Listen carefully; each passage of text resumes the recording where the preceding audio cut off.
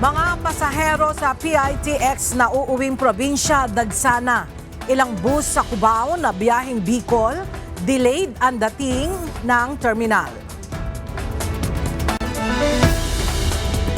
Mga motorista pinaghahanda sa posibleng mabigat na trapiko sa North Luzon Expressway dahil sa dagsana mga bibiyahe ngayon long holiday.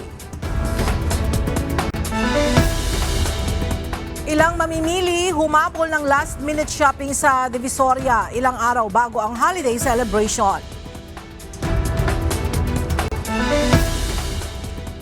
Hiling na holiday furlough ni Curly Discaya at 3 dating engineers ng DPWH na nakadetine sa Senado, hindi pinagbigyan ni Senator Panfilo Lacson. At American singer-songwriter na si Barry Manilow na diagnose na may lung cancer.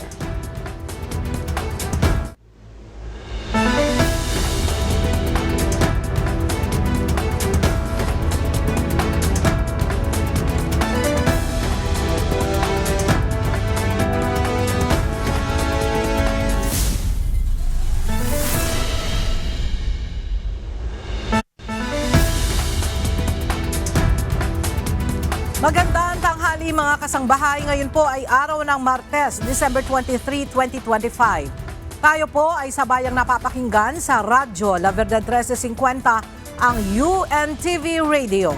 At una sa mga balita ngayong tanghali.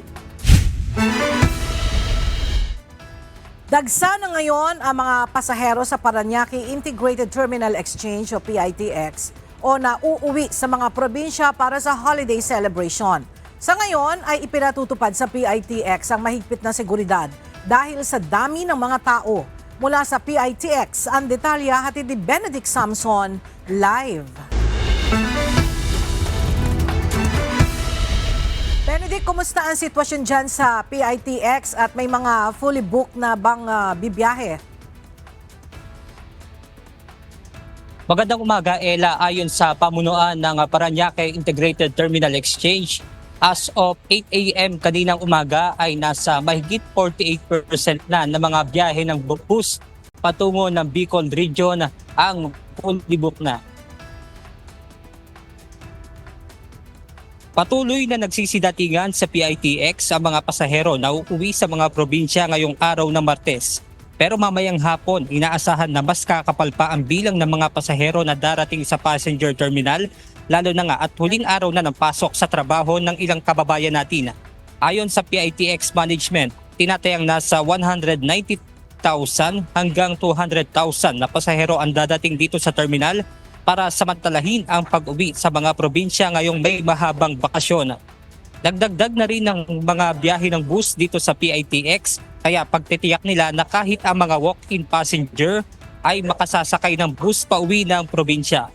Para naman sa iba pang abiso, maaaring bisitahin ang social media page ng PITX kung saan nakapost ang mga detalye at listahan ng mga biyahe ng bus patungo sa mga probinsya. Ella, muli namang nagpaalala ang PITX Management na huwag na magdala ng mga ipinagbabawal na bagay gaya ng mga patalim at flammable item upang makaiwas sa abala. At meron ding mga naka-duty dito na tauhan ng Philippine National Police at meron ding mga medical personnel para umasiste sa mga kababayan natin na mangangailangan ng atensyong medikal. At yan muna ang ating update mula rito sa Parañaque Integrated Terminal Exchange. Balik sa inyo dyan, Ella. Maraming salamat, Benedict Samson. Marami pa rin ang mga humahabol na makabiyahe pauwi sa kanilang mga probinsya ngayong holiday season. Ang ilang bus sa Cubao, Quezon City na papuntang Bicol Region nadidelay ang biyahe. Mula sa Cubao, Quezon City, makibalita tayo kay Evan Alvarez live. Evan, bakit late ang dating ng mga bus na biyaheng Bicol dyan sa Cubao? Ella, ayon sa isang nakausap nating ticket seller dito sa isang partikular na bus terminal sa Quezon City, pangunahing dahilan kung bakit nadidelay ang dating ng mga bus ay dahil sa traffic. Isang araw bago Bago ang holiday break, dagsa pa rin ang mga biyaherong pumupunta sa bus terminals dito sa Quezon City para humabol ng uwi sa kanilang probinsya. Ang mga biyaheng pa-south gaya ng Legazpi, Naga, Catanduanes at maging Masbate, fully booked agad dahil sa dami ng mga pasahero. Si Margie na hinihintay na makasakay ng bus ang kanyang asawa para makauwi ng Masbate, delayed ang biyahe ng ilang oras, punsod ng traffic. Ngayon, tinanong po namin, nag-update sa SIM card, nag-message sa amin na alas 2 daw po yung biyahe ng bus kasi delay din ata. Kasi nakalagay sa ticket nila is alas 10. Tapos, oo.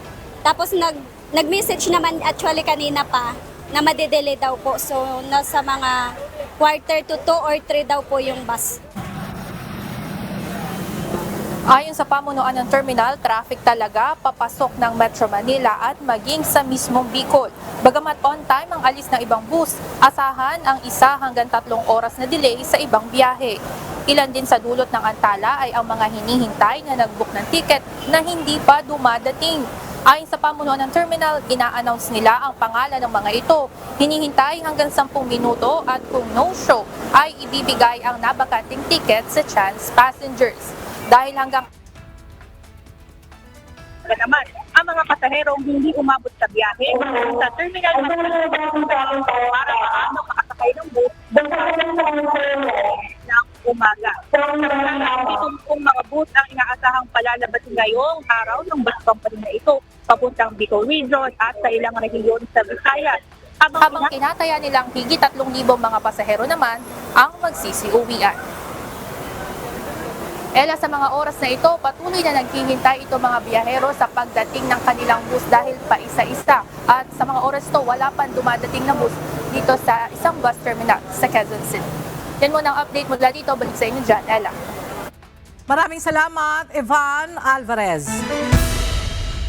Ngayong ilang araw na lamang ang nalalabing bago ang holiday celebration, inaasahan na ng pamunuan ng North Luzon Expressway ang mabigat na trapiko bunsod ng mga motoristang hahabol pauwi ng mga probinsya.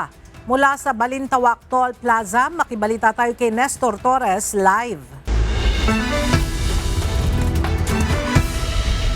Nestor, kumusta ang traffic situation dyan sa NLEX at paano ba yung ginagawa ng management dyan na once na dumarating na yung build-up ng mga sasakyan? Ella, magandang tanghali. Hindi lang dito sa Balintawak ang mabigat na tali na trapiko na nararanasan, kundi maging sa parting north at southbound area ng mga toll plaza ay inaasahan nga yung mabigat na trapiko ngayong araw. At expected ng NLEX management na kahit marami ng mga nakauwi nitong nakaraang mga araw ay mararamdaman pa rin ang build-up o pagsikip ng trapiko pa norte dahil sa mga kababayan nating magbabakasyon. Wala nang pasok bukas ang mga empleyado ng gobyerno kaya expected na ng NLEX management na marami ang uuwi ngayon sa kanilang probinsya para magbakasyon. Ayon kay NLEX Traffic Manager Robin Ignacio, nagsimulang maramdamang bumigat ang trapiko nitong Biyernes, December 19 at naramdaman hanggang December 21 ng linggo. Pero dahil 2 araw na lang at holiday na, inaasahang posibleng tumaas pa ng 5% ang volume ng mga sakyan ngayong araw. Mula sa dating 350,000 ay posibleng umangat pa ito ng halos 400,000. December 23 din yung last office day, maring marami pa rin po yung babiyahan nito mga kababayan. Kaya kami naman sa NLEX ay nakahanda pa rin po. Ayon pa kay Ignacio, para makontrol ang heavy traffic mula pa ng December 19 ay nakapag-deploy na sila ng 1,500 NLEX patrol personnel, kasama na rin dito ang marshal at mga toll teller. Kaninang alas 6 ng umaga, binalik na rin ng NLEX management ang pre-towing sa mga Class 1 vehicles para sa mga masisiraan ng sasakyan sa mga nearest toll exit area.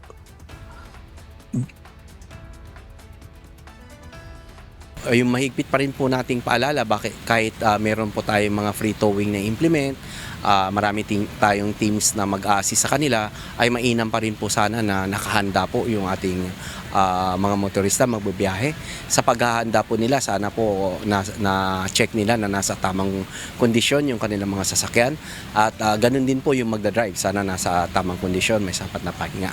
At pagka naman po magka-problema po talaga at hindi po sila kaagad-agad nakita ng aming mga umiikot na mga patrol, mga personnel, tumawag lang po sa 135,000 at agad-agad na mapadalhan ng assistance.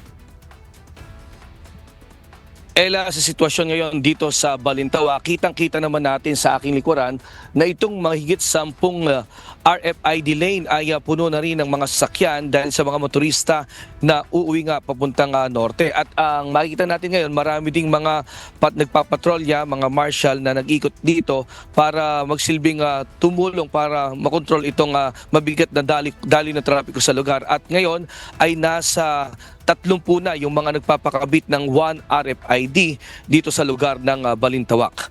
At yan muna ang ating latest live. Balik sa iyo, Ella. Maraming salamat, Nestor Torres. Abiso sa mga motorista, magpapatupad ng libreng toll ang San Miguel Corporation sa lahat ng expressway na kanilang ino-operate.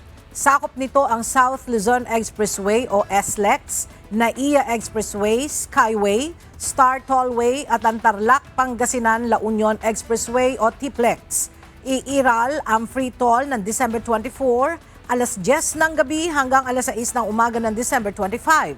Gayon din ang alas 10 ng gabi ng December 31 hanggang alas 6 ng umaga ng January 1. Nauna na ring nag-anunsyo ang Metro Pacific Tollways Corporation na magpapatupad sila ng libreng toll sa kaparehong oras at mga petsa sa NLEX, Cavitex, SCTEX, CCLEX at NLEX Connector. Abiso sa mga motorista, suspendido ang pagpapatupad ng expanded number coding scheme sa Metro Manila kaugnay sa nalalapit na long holiday celebration maging sa mga araw ng idineklarang regular holiday at walang pasok. Sa abiso ng MMDA, suspendido ang expanded number coding sa darating na December 24 at December 25. Gayon din sa darating na December 29 hanggang sa December 31, pati na sa January 1 at January 2, 2026. Muling ibabalik ng MMDA ang pagpapatupad ng number coding sa January 5, araw ng Lunes. Humahabol ngayon na mamili sa Divisoria para sa last-minute shopping ang ilan nating mga kababayan ilang araw bago ang holiday celebration. Sa ngayon ay dagsana ang mga namimili sa Divisoria. At para sa detalye, makibalita tayo kay Jed Neresina live. Jed, para sa mga nagbabalak na pumunta para mamili dyan sa Divisoria, kumusta ba ang sitwasyon ngayon dyan? Ella, may ilang kalsada o bahagi rito sa Divisoria na siksikan na talaga dahil umaga pa lang ay marami na yung mga nabimili para sa kanilang mga paninda o kaya naman pangregalo ngayong holiday season. Patuloy ang dagsa ng mga tao sa Divisoria, Maynila ngayong araw, December 23 o ilang araw bago ang pagdiriwang ng holiday. Ayon sa ilang mamimili ngayon, lang sila nagkaroon ng oras, kaya naman ito lang din ang pagkakataon nilang makapamili ng kanilang mga kakailanganin ngayong holiday break. Kaya na lang ni Oscar Dagohoy na galing pang Pasig City. Ngayon lang ang time ko na pumunta. Kasi may rin ako, may trabaho din. Ayon kay Oscar, sumadya talaga siyang mamili ngayon sa Divisoria para sa kanyang mga paninda at ipangreregalo sa kanyang mga kamag-anak. Samantala, karaniwan namang binibili ngayon dito ay mga ipamimigay na laruan, party decoration, candies at iba pa.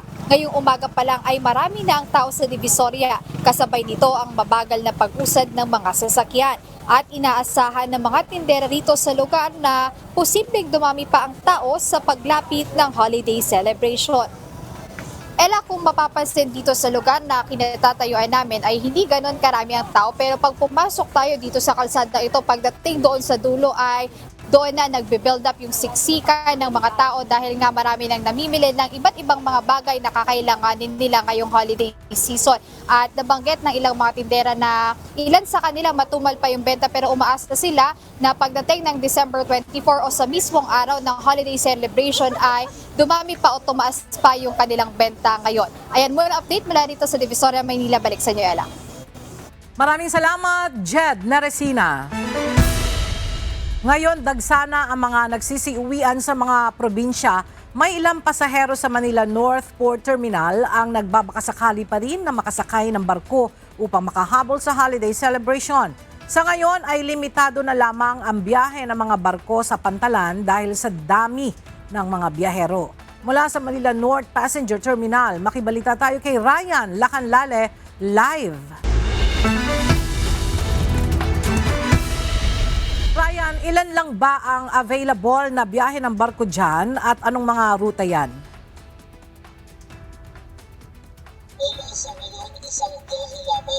Ng barko ang aalis ngayong araw dito sa Manila North Port Passenger Terminal. Aalisan mamayang alauna ng hapon at papunta yan sa Iloilo, Cagayan at Bacolod. Bukod dito, wala nang biyahe ng barko ngayong araw dito sa Manila North Port Passenger Terminal.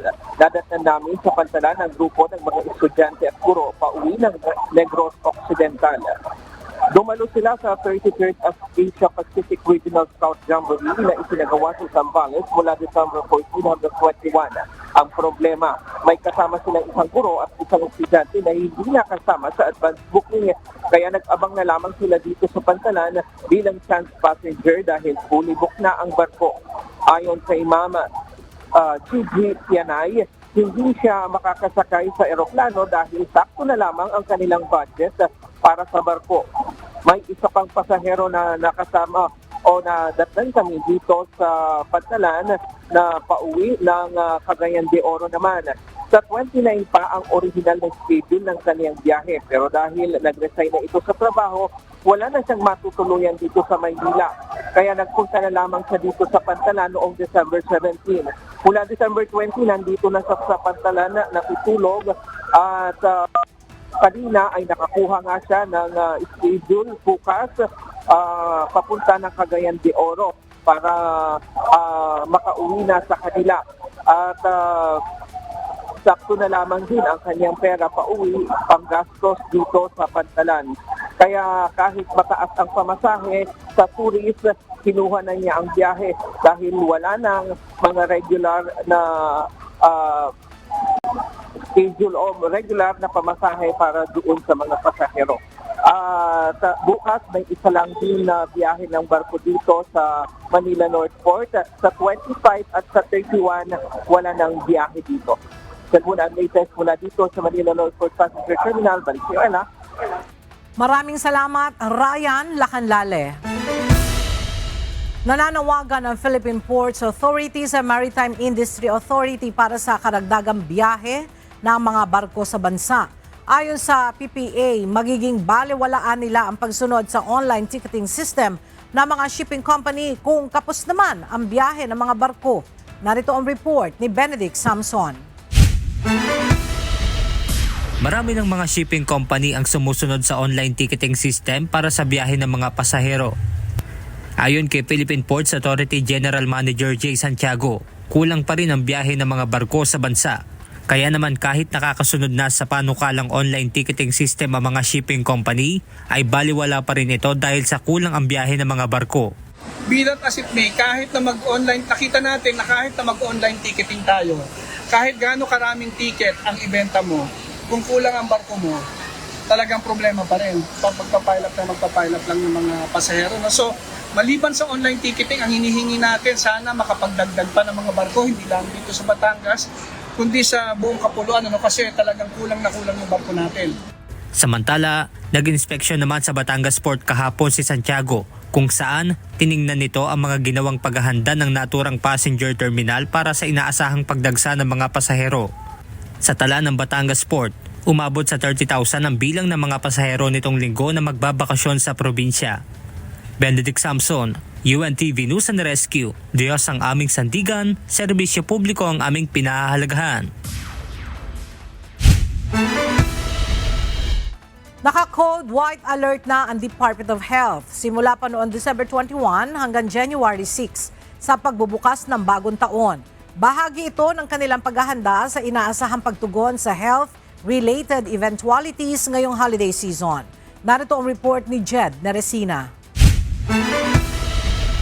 Babantayan ng Department of Health o DOH ang mga kaso ng non-communicable diseases, road crash injuries at fireworks-related injuries ngayong holiday season. Ito ang inanunsyo ni Health Secretary Teodoro Herbosa kahapon sa pagsisimula ng kanilang kampanya para sa ligtas na holiday break ngayong 2025 hanggang sa pagpapalit ng taon. Ayon kay Secretary Herbosa, naka-standby at handa na ang mga medical personnel sa lahat ng ospital sa bansa para tumugon sa anumang health emergency na maaaring mangyari kasabay ng kabi-kabilang selebrasyon. At the Department of Health, being present also means being prepared. We make sure that our hospitals, especially the specialty hospitals like the Philippine Heart Center, are ready, alert, and capable. We are also sure that they will be responding to all the emergencies during the holiday season. Isa sa binisita kahapon ng kalihim ay ang National Kidney and Transplant Institute o NKTI, kung saan kinumpirma ng nasabing ospital na bukas ang kanilang emergency rooms para sa mga pasyenteng itatakbo sa ospital dahil sa non-renal complaints o mga kasong walang kinalaman sa bato. Bukod dito, nagtungo rin si Secretary Herbosa sa Philippine Heart Center o PHC. Ayon sa DOH, nakatutok ngayong holiday break ang PHC sa pagtugon sa mga posibleng kaso ng stroke, acute coronary syndrome at bronchial asthma. Magiging katuwang din nila ang NKTI at Philippine Heart Center ng kalapit na East Avenue Medical Center para sa posibleng pagdami ng pasyenteng magtatamo ng fireworks-related injuries, road crash injuries at iba pang emergency. So meron kaming setup naman yung TED beds na na-set up noon, di ba? Yung meron kaming parang online, nalalaman na namin kung aling hospital ang vacant, may vacant ER beds or puno. So parang madali sa referral at hindi nagsha-shopping yung pasyente. So naka-set up yan para ma-direct or ma-navigate ang ating mga pasyente sa tamang ospital. Bukod sa paghahanda ng mga ospital, patuloy rin ang koordinasyon ng DOH sa iba pang ahensya ng pamahalaan sa pangangampanya para sa ligtas at payapang holiday break. Jed Neresina, UNTV News and Rescue. Diyos ang aming sandigan, serbisyo publiko ang aming pinahahalagahan. Magre-release ang Department of Education o DepEd ng year-end incentives sa nasa 1 milyong mga guro at non-teaching personnel. Nasa 20,000 pesos na Service Recognition Incentive o SRI ang matatanggap ng mga guro at non-teaching personnel at 5,000 pesos na Productivity Enhancement Incentive o PEI. Ang mga non-teaching staff naman ay tatanggap ng nasa 10,000 pesos na Collective Negotiation Agreement o CNA, habang ang mga Contract of Service at Job Order Workers ay tatanggap ng gratuity pay na 7,000 pesos depende sa naging haba ng kanilang serbisyo. Ipamamahagi ng mga incentives na bahagi kung saan ang first tranche ay ibibigay ngayong Disyembre. Ipinangako ng Department of Transportation na makikipagtulungan sila sa mga mall operator para itayo ang covered walkway na magdudugtong sa SM North, EDSA at Trinoma sa Quezon City. Ayon kay Transportation Secretary Giovanni Lopez, inutusan ng Pangulo ang DOTR na unahin ang kaligtasan at kaginhawaan ng mga pedestrian lalo na ngayong holiday season. Kasama sa plano na gawing konektado rin ang walkway sa Common Station na magbibigay ng direktang access sa MRT-3, LRT-1 at MRT-7 na nakatakdang maging operational sa 2027. Sa kasalukuyan, nagsagawa na ng inspeksyon ng MRT-3 sa existing walkway at naglagay ng temporary cement slabs sa mga bahagi ng bahain upang masigurong ligtas ang mga pasahero habang ginagawa pa ang covered walkway. Manatili po kayong nakatutok sa UNTV. Magbabalik pa rin ang C News. Nagbabalik ang C-News.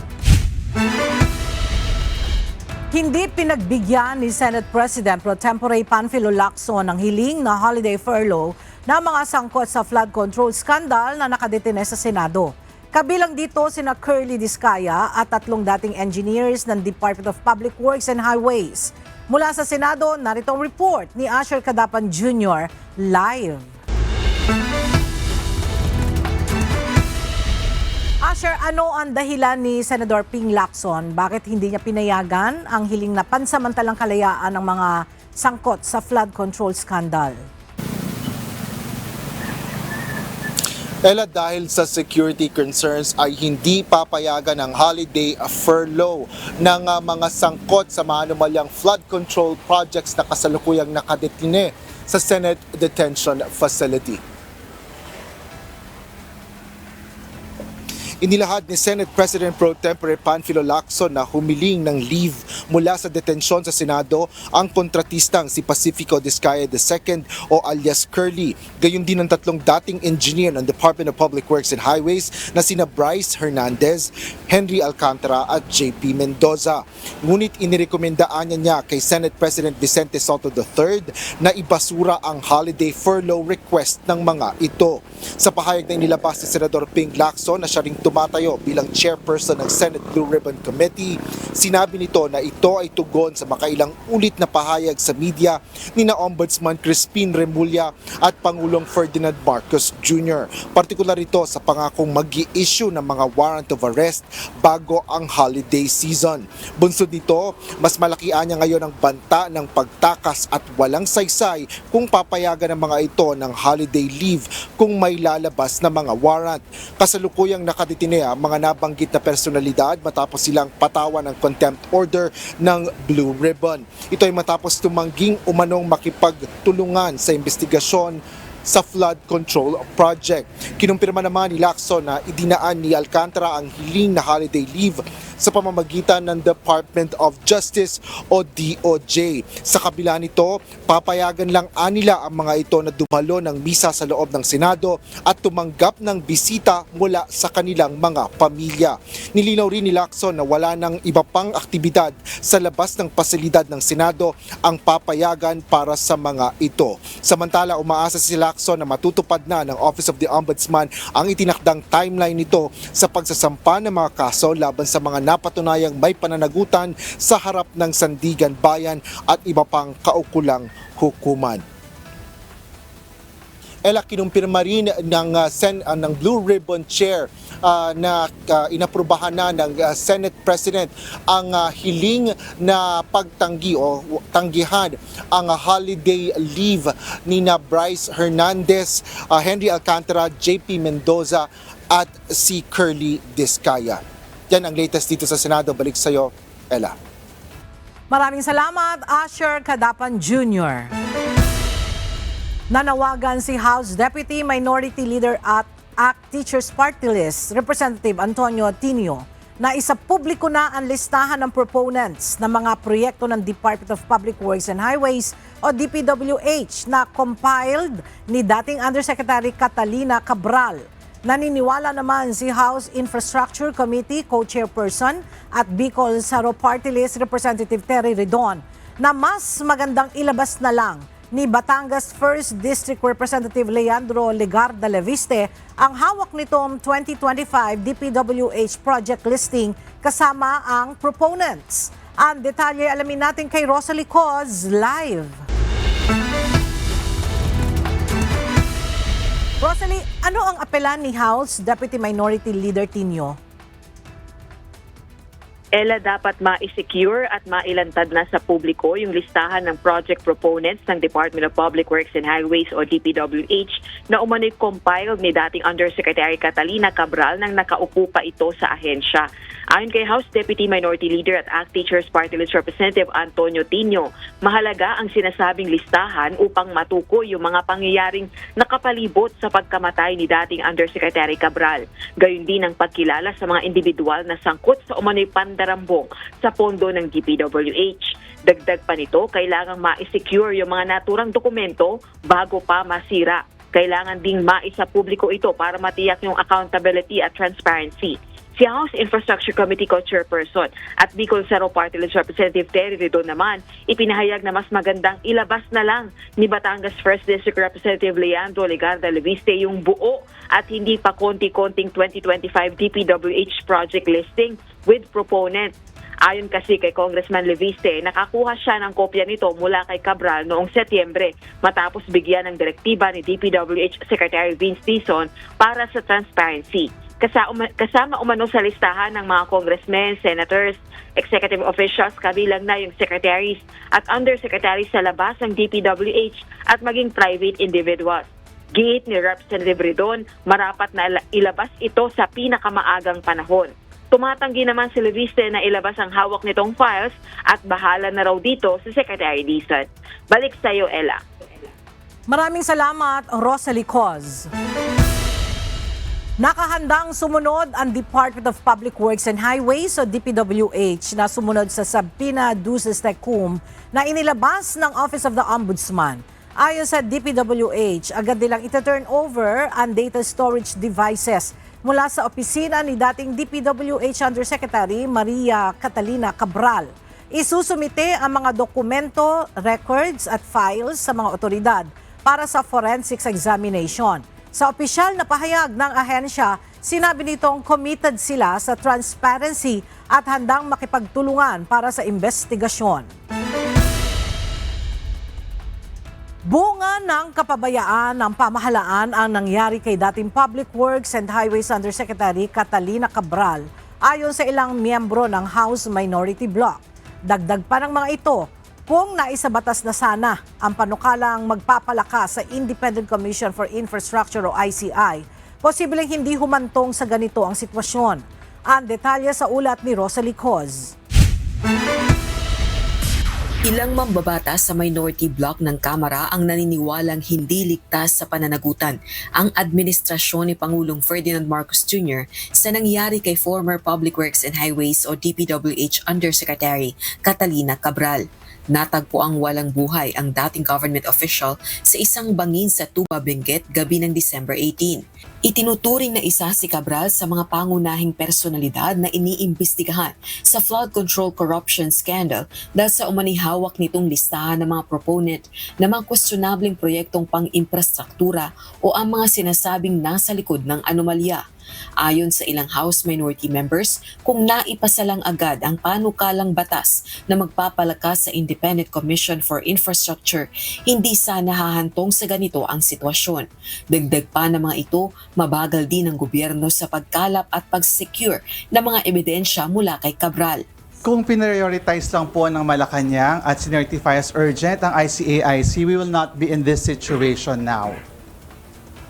Kaya po dito sa nangyaring ito talagang malaki din po ang kasalanan talaga ng Malacanang sa failure ng pag-secure nitong mahalagang impormasyon para buuin yung katotohanan sa likod ng flood control scam. Sineryoso lang ng gobyerno yung pagsasabatas ng ICAIC na panukalang batas ng mga kasama rin natin dito.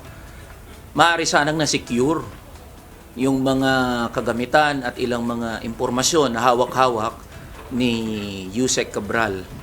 Kaya hindi po pwedeng magmalinis ang administrasyon sa nangyari kay Yusek Cabral. Nagpahayag naman ng pagkabahala si House Senior Deputy Minority Leader at Caloocan 2nd District Representative Edgar Erice sa posibilidad ng pagtindi pa ng sitwasyon kung hindi matutugunan ng tama ang nangyari kay Cabral. We are deeply concerned that this case, if mishandled, could lead to the silencing of other potential witnesses or whistleblowers. Kaya naman sa panguna ni Representative Erice, inihain nito kasama ang 11 pang kongresista ang House Resolution No. 606 upang hikayatin ng Kamara na imbestigahan ang biglang pagkamatay ni Cabral. Ito ay upang maprotektahan din ang iba pang testigo, suspect at persons of interest sa flood control corruption scandal. Dapat may mga mekanismo para na proprotektahan yung mga may alam sa mga ganito na mga malakihang mga proyekto. So hindi maiiwasan na talakay yung mga previous cases of deaths or harassments against DPWH officials, because we're dealing here with syndicates. These are criminal syndicates actually. Sa isinusulong na investigasyon, nais ding siyasatin ang sinasabing listahang hawak ni Cabral na naglalaman ng mga proponent o nasa likod ng mga maanumalyang proyektong pang-infrastruktura ng pamahalaan. Rosalie Cruz, UNTV News and Rescue. Diyos ang aming sandigan, serbisyo publiko ang aming pinahahalagahan. Tiniyak ni Senador Sherwin Gatchalian ang maayos na pag-iimprenta ng draft ng enrolled bill para sa 2026 national budget. Inilahad din ng Senate Finance Committee Chairperson ang nalalabing proseso sa pagpapasa ng panukalang budget. Narito ang report ni Asher Cadapan Jr. Aprobado na kapwa ng Senado at Kamara ang pagpapalawig ng legislative calendar hanggang sa Lunes, December 29. Ito ay upang bigyang daan ang ratifikasyon ng proposed 2026 national budget. Kasabay nito, humingi ng paumanhin si Senate Finance Committee Chairperson Sherwin Gatchalian para sa mga kapwa senador. Partikular ito sa ilang ulit na adjustment sa naturang kalendaryo. Pero dahil nga itong mga ginagawa ho natin ay first time in our budget history, yung ating open BICAM, yung pag-print po ng enrolled copy, kinakailangan po ng mas mahabang oras po para ma-print, ma-reconcile, ma-proofread at masigurado ho natin yung ating aprubahan, lahat po ay nasa ayos. At yung ating mga staff po sa LBRMO, totoo lang ho, hindi na ho natutulog ho yan para siguraduhin na maayos po yung ating pag-iimprinta po ng enrolled copy. Nauna nang na-extend ang legislative calendar para sa target na ratifikasyon ng proposed budget na itinakda ng gawin kahapon. Idinitalye naman ng senador ang nalalabi pang proseso sa pagpapasa nila ng panukalang pondo. Because our direction is to print the draft enrolled bill, share it with the BICAM conferees as well as the other senators, and have the signing of the draft enrolled bill together with the Bicameral Conference Committee report on the para sa mga pasahero. Bukod sa colorum vans, nakapag-issue din ng nasa 18 temporary operators permit at 27 violations sa mga otoridad dahil sa iba't ibang paglabag sa batas trapiko. Arestado ang 2 individual sa isinagawang entrapment operation ng pulisya kahapon sa Daet, Camarines Norte dahil sa umunay paglabag sa Philippine Dental Act at Cybercrime Law. Pinangunahan ng operasyon ng Camarines Norte Provincial Cyber Response Team kasama ang Daet Municipal Police Station at tinulungan ng mga lisensyadong dentista mula sa Philippine Dental Association. Ang mga naarestong individual ay kilala sa alias na Ani at Ann, parehong 25 taong gulang na mga residente ng barangay Alawihaw sa Daet. Base sa report, sinasabing tumatanggap umano ng mga pasyenteng magpapabunot ng ngipin at magpapapustiso ang dalawa bagaman hindi sila mga lisensyadong dentista. Nagbuga ng usok ang Canlaon Volcano bandang alas 4 ng hapon kahapon, batay sa monitoring ng Philippine Institute of Volcanology and Seismology o PHIVOLCS. Nasa 900 meters ang taas ng usok na inilabas ng bulkan kung saan naapektuhan ang mga bayan ng La Carlota at Bagos City at Murcia sa Negros Occidental. Tumagal ng halos 2 oras ang naging aktibidad ng bulkan. Nananatili namang nakataas ang Alert Level 2 sa Canlaon Volcano.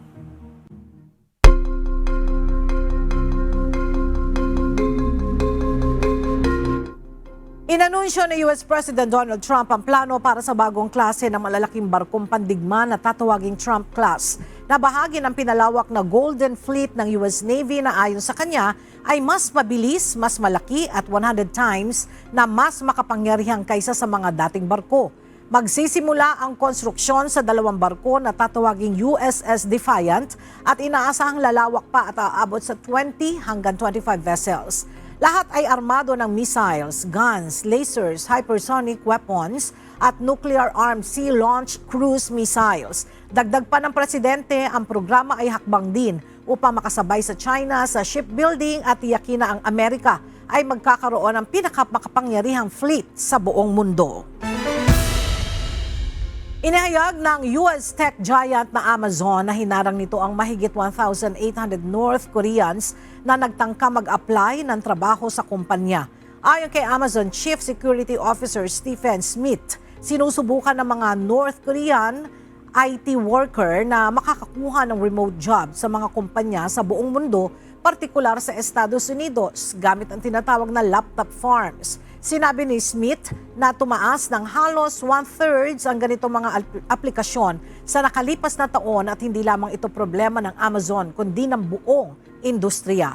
Nauna nang nagbabala ang mga otoridad ng US at South Korea na ginagamit ang ganitong mga scheme upang kumita at makakuha ng pondo para sa North Korea, kabilang ang paggamit ng peking credential at online platforms tulad ng LinkedIn. Na-diagnose ng lung cancer ang American singer-songwriter na si Barry Manilow matapos sumailalim sa MRI kasunod ng pagkakaroon nito ng bronchitis. Ayon sa 82-year-old na Grammy winner, maaga itong natukoy at planong tanggalin sa pamamagitan ng operasyon dahil naniniwala ang mga doktor na hindi pa ito kumakalat. Kasunod nito, kinansela muna ni Manilow ang kanyang mga concert ngayong December at sa January 2026 at nilinaw na hindi nakakailanganin ng chemotherapy at radiation.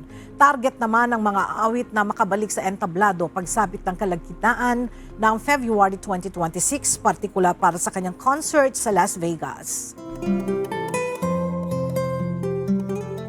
At sa ating iiwang mga salita ng Diyos na ating sandigan mula sa Aklat ng Santiago, Kapitulo 4, versikulo 3 na nagsasabi, "Kayo'y nagsisihingi at hindi kayo nagsisitanggap, sapagkat nagsisihingi kayo ng masama upang gugulin sa inyong mga kalayawan."